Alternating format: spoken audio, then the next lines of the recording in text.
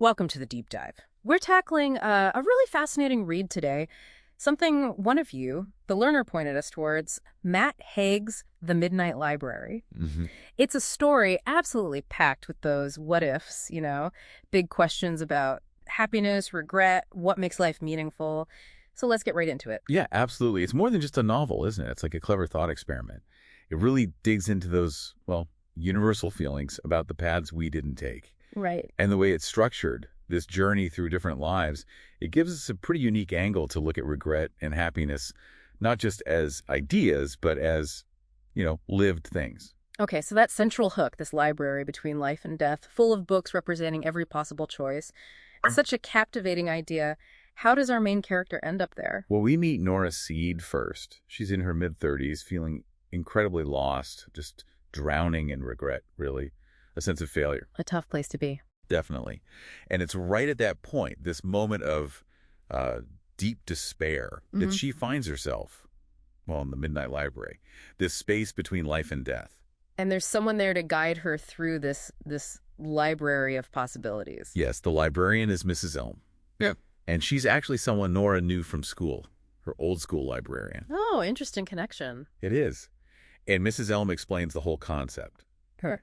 Each book on the shelf lets Nora step into a life that spun off from a different decision she could have made. So she gets to actually try these lives, not just read about them. Exactly. She gets to experience the consequences of those what-ifs firsthand, see where different choices might have led. Wow. Okay, so can you give us a taste? What kind of different lives does she sample? Oh, it's a real mix. We see her as, like, a huge rock star playing stadiums, Okay. an Olympic swimming champion, a glaciologist working way up in the Arctic. Very different. Totally. Also a philosopher, a wife and mother in a seemingly perfect life, a vet helping animals. It really covers a wide spectrum. It really paints that picture of, endless possibilities branching out from every single choice. But I'm guessing these other lives, even the rock star or Olympian ones, they aren't just perfect escapes. No, not at all. And that's, I think, one of the most crucial points the book makes. Right. It shows really brilliantly that no life is actually free from difficulty. Every single reality Nora tries, no matter how shiny it looks on the surface, comes with its own unique set of problems, its own disappointments, trade-offs. It cleverly avoids that trap of presenting one perfect path. So the rock star life might have, intense loneliness or pressure. Exactly. Or the Olympic swimmer, maybe she sacrificed all her close relationships for the dedication required. Right. The cost. Yeah, every choice has a cost. And relationships, human connections, they're complicated no matter which life she's in. That seems to be a constant. And going through all these different versions of herself, does it start to change how she sees the life she originally left behind? It does, yeah. It's a gradual shift, but really significant. By actually living these alternatives, the ones she might have daydreamed about, she starts to see the value, the sort of hidden strengths in her original life, the one she was so convinced was just a failure. She begins appreciating connections and moments she totally overlooked before. But there's pressure involved too, right? This isn't just an endless browsing session in the library. No, definitely not. There's a real urgency. The library itself, its existence, is tied to Nora finding a life she actually wants to stay in. Okay. If she finds that life, one where the regret fades enough for her to truly commit, the library sort of anchors itself there. And the flip side, if she doesn't find a life she wants, if none of them feel right. Well, the stakes are incredibly high. If Nora can't find a life she truly desires, if she keeps bouncing between possibilities without finding one to, live in, the library starts to destabilize. It collapses. And she ceases to exist. It really drives home that this isn't just about exploring options. It's about finding a reason to live, a life worth choosing. Wow.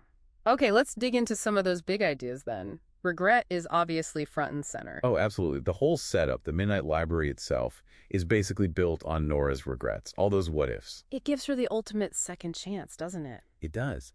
But, and this is key, what she learns pretty quickly is that making a different choice doesn't just wipe the slate clean. It doesn't eliminate problems. It just swaps them out. Kind of, yeah. It introduces a different set of problems. The book really cleverly undermines that fantasy of finding the perfect choice. It shows how regret can just morph. We tend to focus on what we think we're missing, no matter which life we're in. So it's not about getting rid of regret entirely, but maybe changing your relationship with it. Exactly. It suggests regret is almost, part of having choices in the first place. The real trick isn't avoiding it, but not letting it paralyze you. Learning to accept the past and focus on what you can do now. That leads nicely into happiness, another huge theme.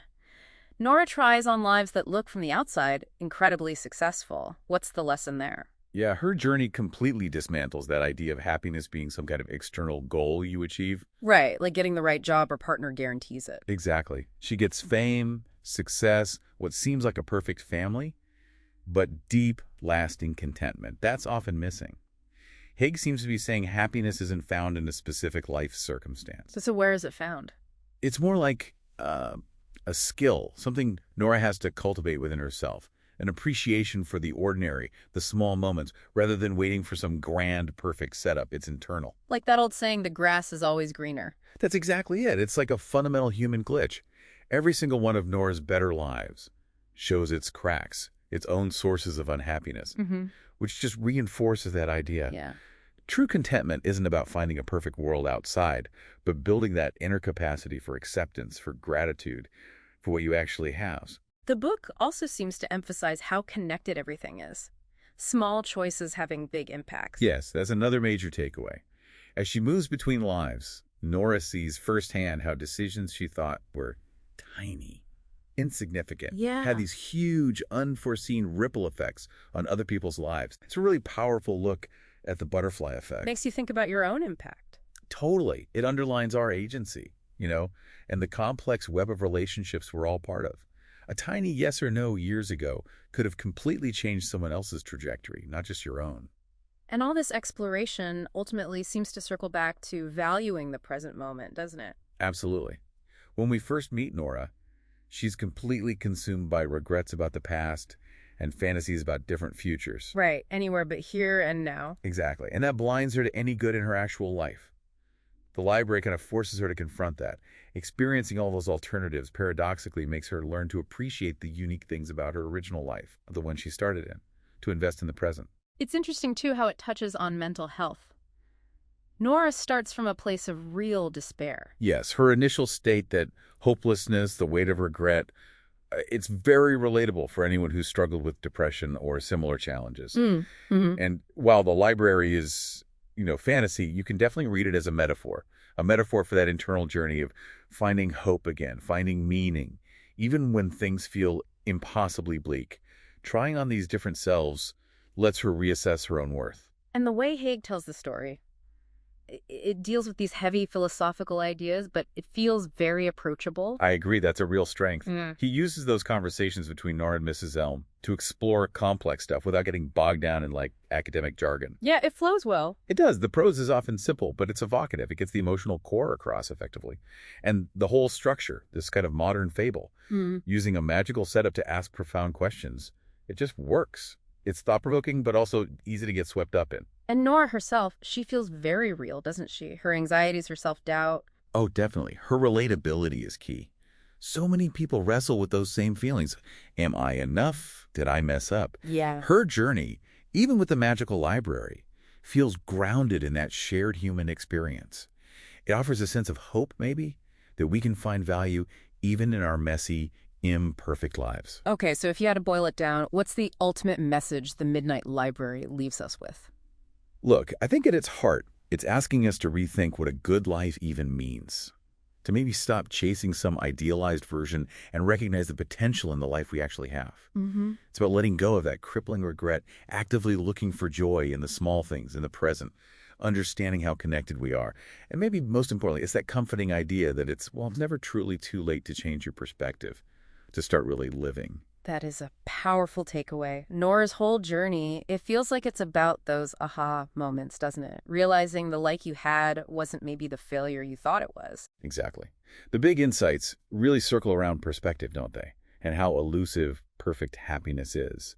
And just the potential that's already sitting there in the present, often buried under all the what-ifs. So for you, the learner, listening to this, maybe thinking about the Midnight Library encourages a closer look at your own life. The paths taken, the potential value hidden in the choices you've made, the reality you're in right now. Yeah, and it raises a really interesting question for you to mull over, doesn't it? Yeah. If you could peek into your own midnight library, how might those choices that seem small, maybe even unremarkable now, how might they actually hold unexpected significance, leading you down paths with unforeseen meaning, even if they weren't the ones you planned? It's worth thinking about the richness that might just already be woven into your own story.